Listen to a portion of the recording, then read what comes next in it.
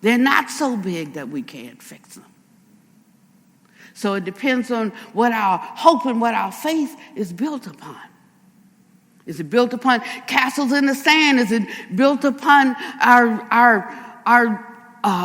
just our total honoring of what others have done, but we feel like we have no responsibility but to pray?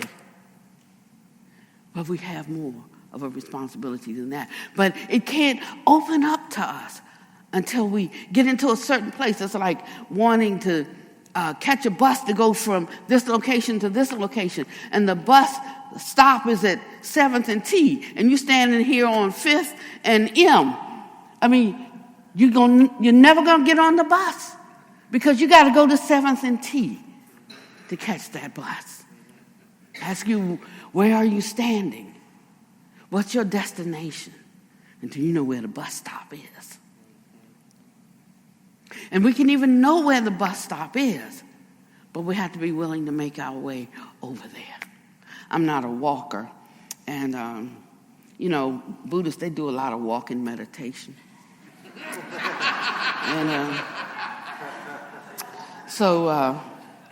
And this retreat center, they all coming in and they're walking and they're walking and walking. And so I think about this a lot, I said, I just build myself a little tent right at 7th and T, and every bus that comes by, like I can hop on it and go to my destination. And it's a wonderful way to live this life because you never have to wonder in those dark nights, who am I? What do I stand for? What does my spirituality mean to me? And how do I become part of the solution that this world needs? Otherwise, there's no need for temples. There's no need for churches. There's no need for synagogues. There's no need for monasteries if they don't serve some other purpose but to strengthen us and point us in the way leading upward. It takes strength. It takes tenacity, but most of all, it takes direct experience. Have you had a direct encounter with the divine? It is so powerful that it leaves you forever changed. I don't care what label you put on yourself. It leaves you forever changed. And you can always see that universal truth, that principle manifesting everywhere in the world, the good and the bad. So one is able to see the beautiful in the ugly and able to see the ugly in the beautiful. One has no illusions. It's not sentimental. It's just as it is. And one becomes unafraid to step forward, to go forward, to be forward thinking. And one lives life meaningfully. Is that meaningfully? Yeah. I used to be a professor. I was real articulate then. But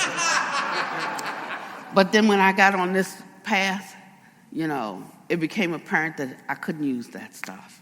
That's okay. That's okay for the world. But this is simple. It's so simple that a wayfaring fool can find their way in if they want to go. So I ask you to leave here today after we've done our rejoicing, after we've balanced ourselves, after we've lifted ourselves up. How will we take that out into the world to lift someone else up? First, we have to diminish the sense of I. We have to step off the throne of I-ness. He says that we have to really work at considering others equal with oneself. And the children and the families of others equal with our own children and with our families. It sounds impossible to do, but it's not impossible to do. It's just that we haven't gone far from the shore. Here's the thing about the mind and the heart of a martyr. They're like someone who's on the bank of the seashore. And as they start wading out, it's difficult. because your feet sink down in the sand. The seaweed catches all around your ankles. But they pull it up and they take another step. And they pull it up and they take another step. And as they go down a little further into the water and it gets up around their knees, it becomes a little bit easier to walk. Because they're developing this oceanic, vast mind of limitless generosity. And as they go down a little further, it hits the loins. And like when you're it's a hot day and you want to go swimming, but when the water gets right around here, it gets a little bit uncomfortable, But they don't back up. Well, they don't back up. They keep going. And then after a while, the water gets chest high. And they start to feel some levity, some lightness, moving into that superhuman, supernormal state. Traversing, moving on that path, that way leading upward. And as they go a little higher and they're neck deep, something begins to happen. Their feet start to lift from the bottom. They keep walking in there, tiptoeing, barely touching the bottom of the ground. And by the time they make it to the middle of the stream, they have just let go, and the current takes them where they need to go. And that's the way of a spiritual warrior. That's the way of one who has touched, tasted, tapped in to the universal nature of mind. What mind? The mind that we think is in the brain? No, it's the mind of the heart. When we speak of mind, if we thought only of the mind of the heart, but that one that is vast, that one that is oceanic, that one that has no sense of a I am doing, there is just the doing. And that one that is free then because of that. They're free from the burden of I. They're free from the fear that I-ness brings. And they're unbounded, unshackled by all the needs of the I. And they are able to become a refuge for all living beings. So I'd like to close out with a sort of Christian song that we've adapted just a little bit. Was I good? Was I 20 minutes? You're good. Okay, yeah, because I can't see that clock, even with my glasses. I want to do Sanctuary. And this is for all of us.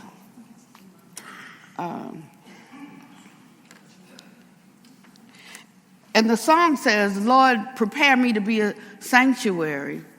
I made up some words because I can't remember the other ones. Good and faithful, kind and true. With thanksgiving, I'll be a living sanctuary for you. But I'm talking about us being a sanctuary for each other. I'm talking about us being a sanctuary for the homeless and for the oppressed, for the marginalized and disenfranchised. I will be a living sanctuary for them. How about you? Let us together make life meaningful. A little slower for me, please. Make life meaningful. Lord, we're not going to call on the Lord today. I'm preparing to be a sanctuary, pure and faithful, kind and true. With thanksgiving, I'll be a living sanctuary for you. I'm preparing. What about you? To be a sanctuary,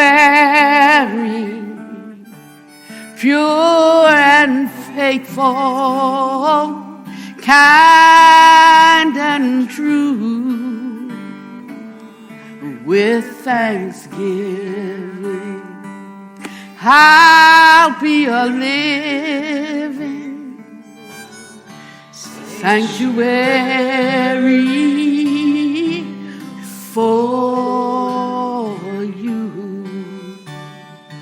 I'm preparing to be a sanctuary, pure and faithful, kind and true, with thanksgiving, I'll be a living sanctuary for you. I'm preparing. Sing to yourself to be a sanctuary, pure and faithful, kind and true, with thanksgiving, boundless thanksgiving, I'll be a living sanctuary for you.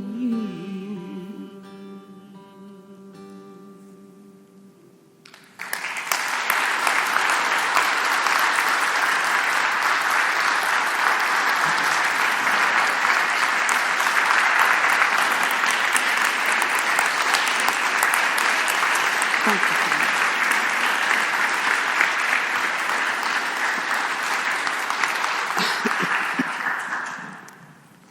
Venerable,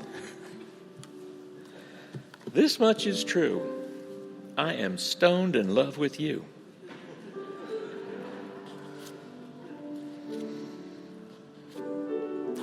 Thank you for your practice and your teaching.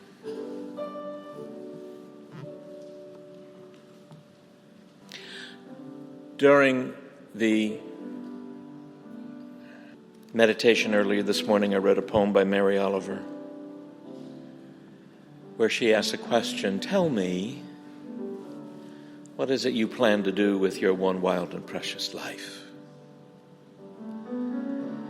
And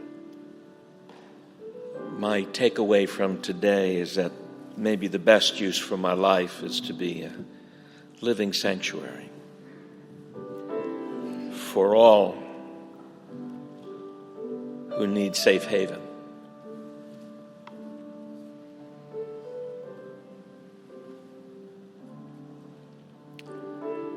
And as we do, let's prepare now to hold the gift that you received from Venerable Pannavati. And what will you do with your one wild and precious life? And let's support each other as we contemplate that together in the silence together now.